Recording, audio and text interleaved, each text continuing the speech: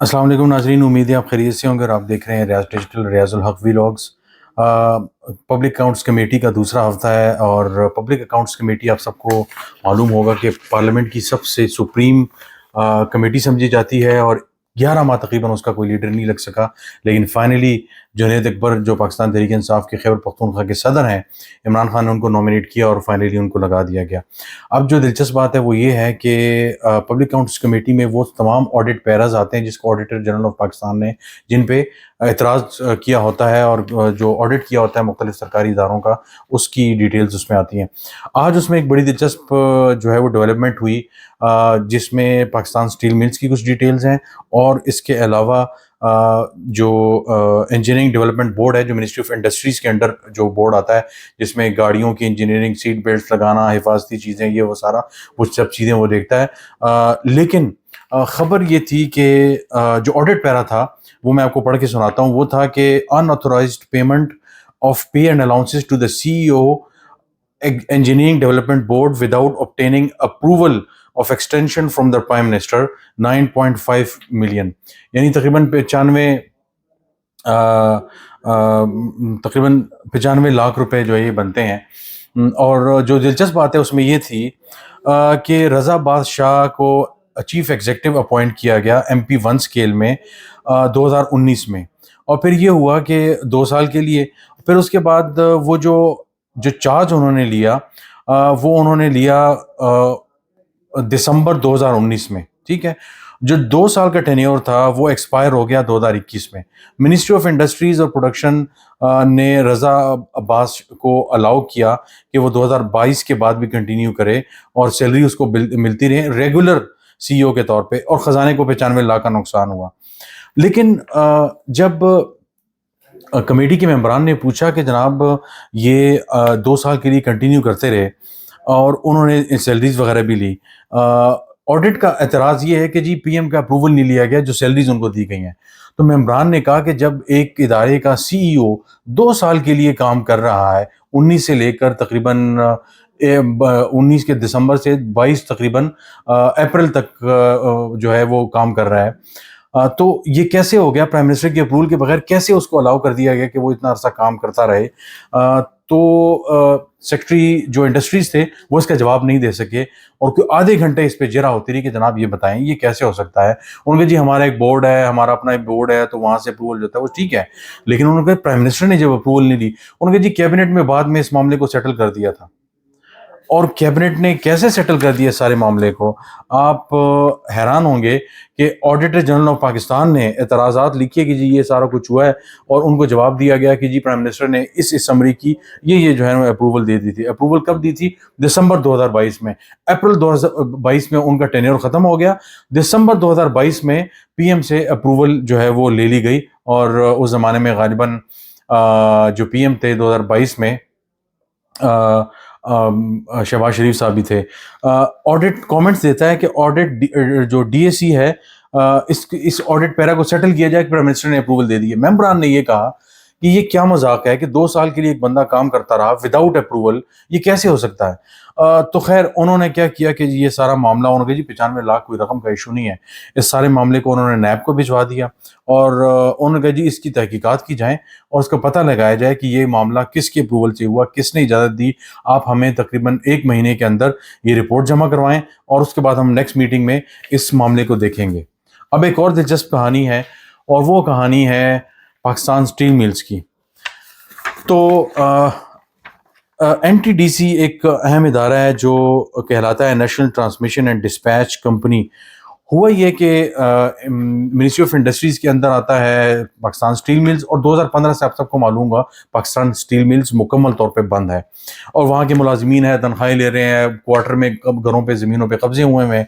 तो ये हुआ कि 2022-23 में स्टील मिल्स और NTDC के दरमियान एक मुआहदा हुआ कि 75 एकड़ के करीब जो ज़मीन है वो दी जाएगी NTDC को, कि एक 500 kV की जो DC ट्रांसमिशन लाइन है वो वहाँ पे जो है वो लकी पावर प्लांट जो है वो बनाई जाएगी नेशनल ग्रिड के साथ उसको मिलाकर। और NTDC ने क्या करना था कि जो लीज मनी थी और जो एनुअल ग्राउंड रेंट है वो राइट ऑफ वे जो चार्जेस वगैरह हैं वो सब देने थे, اور یہ تقریباً 2 ارب روپے بنتے ہیں. تو انہوں نے یہ رقم جو ہے وہ جمع ہی نہیں کروائی. تو جب پتہ لگایا تو یہ بتائیے گا کہ آپ نے یہ جب معاہدہ کیا تھا تو یہ ریٹن معاہدہ تھا؟ کہتے ہیں جی کوئی ریٹن معاہدہ نہیں ہوا اسٹیل ملز کا NTDC کے ساتھ، زبانی کہہ دیا گیا. اچھا ان پیسوں کا کیا ہوگا؟ یہ پیسے کس مد میں جائیں گے، کیا ہوگا؟ کسی کو کچھ نہیں پتا. ان کا جی ہم نے انہیں زمین دے دی تھی اور یہ رائٹ آف وے جو ہے وہ ایسا ہے، تو آلریڈی بہت سی زمین کے حصوں پہ قبضہ ہوا ہے تو ہم نے دے دی تھی کیونکہ ایک نیشنل وہ حکومت کا ادارہ ہے، پرائیویٹ تو نہیں ہے، ہم ان سے پیسے لے رہے ہیں اور یہ ساری چیزیں. انہوں نے کہا نہیں، پرائیویٹ کا ادارہ الگ ہے، گورنمنٹ کا ادارہ ہے، آپ اس سے دے رہے ہیں. لیکن یہ بتائیں 75 ایکڑ پہ آپ نے یہ سارا یہ پروجیکٹ انہوں نے کیا، سارا کچھ کیا، اور 2 ارب روپے انہوں نے دینے ہیں، اس کا کوئی پوچھنے والا نہیں ہے. اور MD NTDC کے پاس بھی کوئی تسلی بخش جواب نہیں تھا.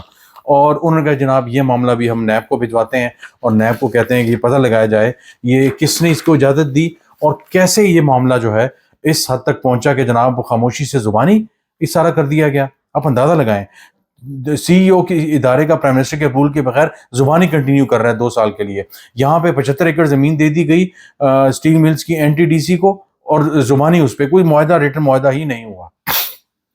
ایک اور سنیے گا ذرا، پاکستان اسٹیل ملز کارپوریشن کی جو زمین ہے وہ تقریباً دے دی انہوں نے 3 یونیورسٹیز کو، اور سندھ میں کراچی میں.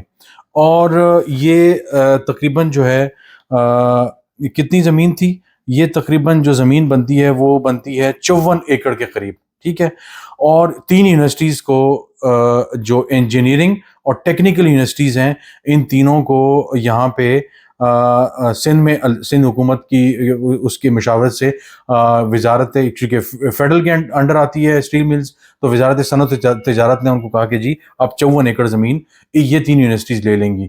لیکن اچانک کیا ہوا کہ ان کی جو لیز تھی وہ کینسل کر دی گئی، اور اچانک یہ اس میں سے جو 35 ایکڑ زمین ہے وہ کس کو دے دی گئی؟ وہ دے دی گئی 4 لوگوں کو. اور وہ 4 لوگ کون ہیں؟ بریگیڈیئر بلال ہیں 16 ایکڑ، لیفٹنٹ کرنل سہیل ملک ہیں 16 ایکڑ، اور شہزاد علی کوئی ہے ان کو 16 ایکڑ، اور منظور حسین ہے ان کو 6 ایکڑ. اور یہ 2011 میں ان کو الاٹ کر دی گئی. آڈٹ کا پیرا کا ہے کہ یہ کیسے زمین ان کو الاٹ کر دی گئی اور اس کی وضاحت کریں.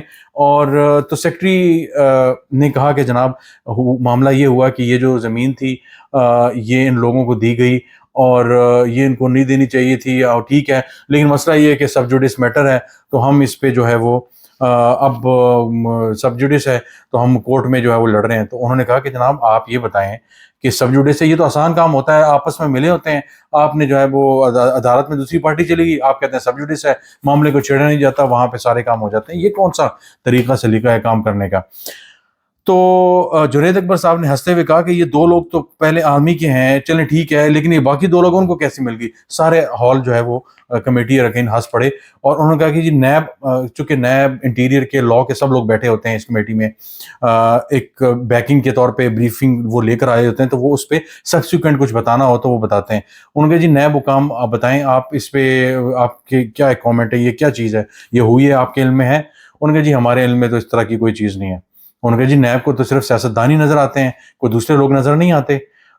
تو بہرحال یہ معاملہ بھی نیب کو بھجوا دیا گیا، لیکن یہ کہتے ہوئے کہ آپ نے یہ نہیں بتانا کہ معاملہ سب جوڈس ہے، ہم آگے نہیں چل سکتے، پتہ لگائیں کن لوگوں نے کس زمانے میں، CEO کون تھا، CFO کون تھا جس نے ان زمینوں کے آرڈرز دیے اور یہ سارا معاملہ آگے گیا.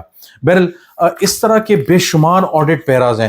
پھر ایک جگہ ایسے ہوا کہ ایک کلب ہے کنٹری کلب کے نام سے، اس کو تقریباً جو ہے وہ کوئی میرا خیال ہے کہ پتہ نہیں کتنے ایکڑ کی زمین ہے وہ ان کو دے دی گئی لیز پہ 20 سال کے لیے، اور اب اس سے واگزار کرا لی گئی ہے، خالی کرا لی گئی ہے. تو کہتے ہیں جناب وہ وہاں پہ ٹیکنالوجی پارک یا پتہ نہیں کون سا پارک بنے گا تو یہ جو بلڈنگ ہے ہم اس کے لیے استعمال کریں گے. ان کے نہیں، یہ بتائیں جب آپ نے اس کلب کو دی، اس کلب سے خالی کروا لی، تو آپ کو لینے چاہیے تھے تقریباً آپ کے یہ بنتے ہیں تقریباً 1.6 بلین، 1.5 ارب روپے آپ نے ان سے لینا تھا. Land rent, electricity, waste water bill, right of way charges, drinking water bill, یہ سارے آپ نے پیسے ان سے لینے تھے. کیوں نہیں لیے؟ اب آپ نے نے خالی کرا لی، وہ چلے گئے، بات ختم ہو گئی. تو وہ مطلب وہ سارا کچھ انہوں نے مفت میں زمین استعمال کر لیا، اب وہ چلے گئے. آپ کہتے ہیں جی ہمارے پاس بلڈنگ آ گئی، سوئمنگ پولز ہیں، تو وہ جناب فارینرز آئیں گے یہاں پہ، وہ جو کلب، یہ تو گولف کلب اس میں شامل ہے، تو یہ کیسے آپ ان کو جانے دے رہے ہیں اور آپ کہہ رہے ہیں بلڈنگ ہمارے پاس آ گئی تو کمال ہو گیا. تو یہ معاملہ بھی نیب کو بھجوا دیا گیا. اب ناظرین یہ چند مثالیں ہیں کہ پاکستان میں، جیسے میں نے کہا کہ آڈیٹر جنرل آف پاکستان، میں نے پچھلی ویڈیو میں کہا تھا، آڈیٹر جنرل آف پاکستان نے کہا کہ یہ جو کچھ ہم بتاتے ہیں، جو آڈٹ پیراز آتے ہیں، یہ 10% ہے جو ملک میں ہو رہا ہے. آپ اس سے اندازہ لگائیں کہ یہاں پہ لٹ مچی ہوئی ہے، اور اگر پی ایس سی ہمارے ادارے صحیح طریقے سے کام کریں تو کتنا بہترین جو ہے وہ استعمال ہو سکتا ہے اداروں میں ٹرانسپیرنسی آ سکتی ہے، چیزیں بہتر ہو سکتی ہیں. لیکن آپ دیکھیں آوے کا ہوا بگڑا ہوا ہے، کن طریقوں سے یہاں پہ پیسے اور مال بنایا جا رہا ہے، زمینوں پہ قبضے کروائے جا رہے ہیں، ادارے اس میں خود ملوث ہیں، اور پھر گلہ کیا جاتا ہے جناب اداروں پہ کے خلاف پروپیگنڈا کیا جا رہا ہے، یہ کیا جا رہا ہے، وہ کیا جا رہا ہے. تو بہرحال میں نے سوچا پی ایس سی کی آج کی انٹرسٹنگ قسم کی جو ڈیولپمنٹ تھی آپ کے علم میں لے جائیں. آج کے لیے اتنا ہی، انشاءاللہ آپ سے دوبارہ ملاقات ہوگی. بہت شکریہ.